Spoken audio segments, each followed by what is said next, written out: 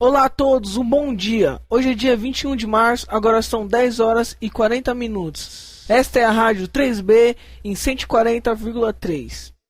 Está no ar o programa que está fazendo muito sucesso, Veteranos. No programa de hoje, vamos passar muitas informações sobre o movimento estudantil, vamos ler e-mail dos ouvintes, falar sobre os maiores movimentos. Eu sou o Jean Alcimar, fique sintonizado que hoje você vai absorver muito conhecimento. E se você quiser participar dos debates, mandar sugestões, críticas e opiniões, mande um e-mail para 3b@radio.com.br. Bom, vou falar um pouco sobre a história de como começou esses movimentos, alguns dados interessantes que é importante dizer como uma breve introdução do assunto. O movimento estudantil, historicamente, sempre esteve alinhado às grandes lutas que desenrolaram no país. Na ditadura militar, os estudantes foram a linha de frente das organizações que lutavam contra o regime e foram decisivos para o processo de redemocratização no país. Já em 2007, os estudantes novamente mostraram sua força lutando contra a reforma universitária e contra os decretos de Serra. Ocuparam reitorias e fizeram greves. Na década de 1970, em meio ao período decadente e não menos violento da ditadura, os estudantes mostravam suas forças criando e reconstituindo suas entidades de luta. É nesse momento que se reconstitui a UNE, União Nacional dos Estudantes, e se fundam várias DCEs, CEAs e entidades estudantis em todo o país. Esse movimento vinha em resposta à truculência da ditadura. Um dos casos mais conhecidos dessa época foi a morte do estudante Edson Luiz em 1968. Morto por PMs no bandejão de sua universidade quando preparava-se para uma passeata. É nesse clima de luta que se resta o DCE, da Unicamp, fundado em 1978. Nesses 31 anos, foram muitas lutas que os estudantes tocaram. A minha amiga e comentarista Poliana Silva vai relatar os movimentos mais importantes. Bom dia, Poliana. Bom dia, Jean. Bom dia, queridos ouvintes. Para quem está chegando agora, nós estamos falando sobre o movimento estudantil. Eu sou a Poliana e vou contar um pouquinho sobre os protestos mais polêmicos desde o fim da ditadura militar até os dias de hoje. A intervenção do Maluf em 82, foi um dos primeiros e mais polêmicos. Foi uma grande mobilização contra o Paulo Maluf, que retirou o reitor eleito pela comunidade acadêmica, o Paulo Freire, e nomeou Aristódemo Pinotti, que era o sexto da lista de votados, em primeiro lugar. A TABA lutava pela construção da moradia estudantil, e depois de 2 anos de ocupação, enquanto eles ocupavam suas moradias, eles protestavam. E depois de 2 anos eles conseguiram um resultado positivo. Tá aí mais uma prova de que quando o povo vai em menor peso, demora mais para sair um resultado positivo, Teve também a cobrança da mensalidade em 96, que se iniciou, com Covas, do partido PSDB. Ele cobrava mensalidades nas universidades estaduais. Os estudantes nada satisfeitos fizeram grandes manifestações e conseguiram barrar a cobrança, Só da Unicamp, nesse protesto de início, foram 11 ônibus. Eu volto e retomo que quando estamos em maior peso, o resultado positivo é rápido.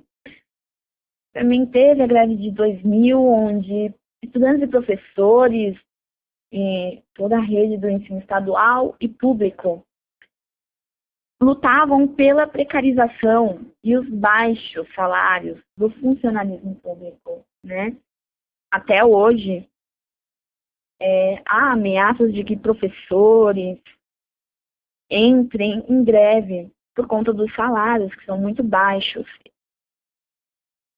Teve também um aumento do bandejão em 2003. A reitoria propôs um aumento de R$ 2 para mais de R$ 3,50. O Diretório Central dos Estudos, o DCE, organizou uma assembleia e os estudantes organizaram um pula-catraca contra o aumento. Novamente, o que não foi acontecido, Justamente por todos os estudantes estarem fazendo isso não foi realizado. grande peso e resultados positivos em pouco tempo. Teve o SUBA em 2003, Sociedade e Universidade em Busca de Alternativas, uma manifestação contra os projetos de extensão pagos, que acabavam com o tripé ensino, pesquisa e extensão público. Os estudantes ocuparam um restaurante desativado em frente ao bandejão e construíram, o SUBA, que era a Sociedade e Universidade em Busca de Alternativas. Teve também, em 2005, a campanha contra o veto. Foi aprovado o aumento do repasse do ICMS para as universidades na Assembleia Legislativa, depois de 10 anos no mesmo valor. No entanto, o governador Alckmin vetou o aumento. Os estudantes resistiram em atos na Avenida Paulista e em frente à Lesp, com dura repressão da PM. Houve também a retomada das eleições de RDs. Ela se iniciou em 2013, quando a reitoria tomou o direito dos estudantes de organizarem suas eleições para os representantes discentes nos órgãos colegiados das universidades. No entanto, depois da ocupação de Serra em 2007, os estudantes reconquistaram esse direito. No fim de 2007, o movimento estudantil da Unicamp novamente mostrou que tinha força, combatendo os decretos de Serra. Fizeram uma estrondosa greve com ocupação e atividades que buscavam esclarecer e debater a educação. Eles fizeram história. Muitas lutas ainda deviam ser feitas e era dessa forma que eles comemoravam os 30 anos de Diretório Central dos Estudantes. Lembrando que o tempo não para, que a história não tinha acabado e que teriam de continuar lutando por uma universidade pública gratuita e de qualidade. A última das greves, a mais polêmica, foi a greve contra os decretos de Serra, já no fim de 2007. O principal motivo para os estudantes, com os professores e funcionários, se colocarem contrários ao decreto foi o ataque à autonomia universitária que representaram. A criação da Secretaria de Ensino Superior, proibição de contratação no funcionalismo público, o fim da autonomia de gestão do orçamento pelas universidades e outras medidas visavam o impor de cima a baixo outro projeto para demonstrar a universidade pública. Isso é claro, pois os decretos não resolviam os problemas, como falta de professores, laboratórios de livros, e repassavam mais verbas, mantendo uma situação de precarização sob o nome de excelência de Unicamp, USP e Unesp. Além dos decretos, houve também outras razões que levaram os estudantes a se manifestar. Na Unicamp, um bloco da moradia estudantil foi desocupado e interditado com risco de queda por falta de manutenção. Isso tudo levou a uma resposta extrema para uma situação extrema. Em março, os estudantes ocuparam a reitoria da Unicamp por 4 dias. Apesar de conquistas importantes com a reforma da moradia, os decretos não foram revogados e a luta continuou. Em maio, com a visibilidade dada pela ocupação da reitoria da USP, os estudantes da Unicamp entraram em greve, seguidos por funcionários e professores, o que acontecia igualmente nas outras universidades. Essa greve foi a maior em muitos anos, chegando a 22 cursos na Unicamp. Em junho, ocuparam a DAC, em protesto contra as perseguições que o movimento sofria. Por isso, a própria Unicamp iniciou uma sindicância para punir os estudantes, devido à força da campanha, não às punições. Quem luta pela educação não pode ser punido. O processo terminou vitorioso em dezembro, sem nenhuma punição. A ocupação na USP, ocorrida após a da Unicamp, durou 50 dias e se tornou símbolo de nossa resistência e luta, inspirando diversas outras ocupações nas federais contra o decreto federal do Reúne. A greve foi marcada por atos de ruas na capital e no interior, com até 6.000 pessoas, e um grande encontro de universidades públicas.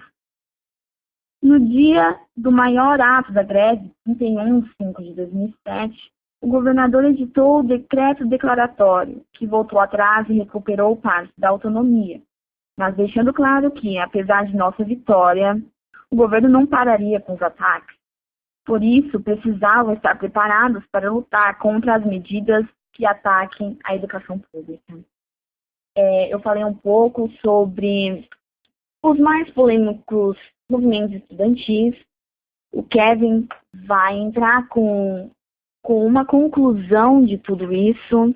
Bom dia, Kevin, que toca esse trabalho, continua falando um pouquinho do nosso movimento estudantil, né? Foi muito polemizado. Eu sou a Poliana e nós nos vemos mais tarde. Um bom dia a todos vocês e até mais. Bom, gente, vou falar sobre como se organiza o ME. As entidades básicas de representação dos estudantes são os centros acadêmicos, CAS, e o Direito Central dos Estudantes. Os CAS representam os estudantes em cada faculdade, instituto ou curso. Neles você entrará em contato com os principais demais atividades do seu instituto. Já o DC funciona como uma entidade de representação geral dos estudantes, englobado todos os estudantes da Unicamp, inclusive, não podemos esquecer, inclusive, os que estudam nos campos de Limeira, Piracicaba e Americana. Cabe às entidades representativas organizadas e suas ações de acordo com as decisões tomadas pelos estudantes em seus espaços. No Fórum de Organização de Deliberação, o DC possui os seguintes fóruns. O primeiro é a coordenação diretoria do DNC, eleita anualmente. O segundo espaço que define os rumos do DCE e o Conselho de Representação de Unidades, CRU, que nada mais é do que uma reunião de todos os centros acadêmicos. A reunião de todos os centros acadêmicos que demonstra toda a capacidade de cada centro que eu acabei demonstrando falando aqui. Como podemos ver, como se organiza o MA, as entidades representadas, estudantes, sendo acadêmica ou na faculdade e instituto, ou nem mesmo nos fóruns acadêmicos, que representa todos dessa forma. Além das entidades de representação, temos os estudantes que possuem a representação discente nos órgãos, colegiadas da universidade. Então foi mais ou menos isso. Também ganhou uma luta, recuperou o direito de organizar as eleições dos RDS, que a reitoria havia tomado deles há 4 anos atrás. Temos os estudantes que possuem a representação dos órgãos de conselho universitário. Não são órgãos de movimento estudantil, mas são órgãos marcados pela falta de democracia. Ano passado, aliás, o movimento estudantil ganhou uma luta e recuperou o direito de organizar eleições dos RDs, que a reitoria havia tomado esse direito há 4 anos. Para você que está sintonizando agora na Rádio Terceiro B, nós estamos falando hoje sobre movimentos estudantis. Lembrando que ainda dá tempo de você mandar o seu e-mail para terceirob@radio.com.br e nós iremos ler, iremos compartilhar o que nossos ouvintes estão dizendo, o que eles estão achando sobre o nosso programa. E agora nós vamos ouvir a previsão do tempo. Irá fazer no máximo 24 graus apenas, mínima de 20, com chuva, previsão é de chuva e o tempo pode permanecer assim até a terça-feira. Vou selecionar aqui alguns e-mails, vou estar lendo para vocês e vamos ver aí o que nossos ouvintes entenderam sobre todo o nosso programa de hoje. Bom, o Douglas Benício, que é estudante de odontologia, disse: acredito que essas reivindicações é um direito nosso, que somos gratificados. Sou totalmente a favor. Bom, então, Douglas, nós também achamos que Esses movimentos podem causar impacto no governo de uma tal forma que algumas normas ou até mesmo alguns modos de estudo ou escolas podem ser modificados, sim. O Pablo Barreto, que é estudante de música, disse que é importante desde que os estudantes não deteriorem o patrimônio público.